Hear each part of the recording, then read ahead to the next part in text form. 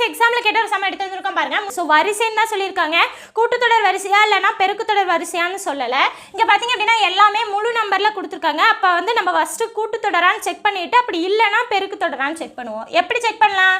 T2 minus T1ம் T3 minus T2ம் சேமாக வந்துச்சுன்னா அது வந்து கூட்டுத்தொடர். பாருங்க 8 மைனஸ் 5 11 மைனஸ் 8 3 ஈக்குவல் டு 3ன்னு கிடைச்சிருக்கு. அப்போ பார்த்தீங்க அப்படின்னா இது வந்து கூட்டுத்தொடர் தான், அதாவது ஏபி தான். ஸோ இப்போ வந்து பார்த்தீங்க அப்படின்னா அந்த 320 அப்படிங்கிறது எத்தனாவது உறுப்புன்னு கண்டுபிடிக்கணும். பாருங்க இப்போ ஏ அப்படிங்கிறது முதல் உறுப்பு 5ன்னு வச்சுக்கலாம். அந்த 320ங்கிறத கடைசி உறுப்புன்னு வச்சுக்கலாம். ஓகேங்களா? கூட்டுத்தொடரில் n கண்டுபிடிக்கிறதுக்கான ஃபார்முலா பார்த்தீங்க அப்படின்னா L minus A divided by D plus 1. எல்லுக்கு பதிலாக 320, ஏக்கு பதிலாக 5, டிக்கு பதிலாக 3 plus 1. So 315 divided by 3 plus 1 அடித்தோம் அப்படின்னா 105 ப்ளஸ் 1ன்னு கிடைக்கும். அப்போ 106 தான் பார்த்தீங்க அப்படின்னா இந்த கொஸ்டினுக்கான ஆன்சர். Option C.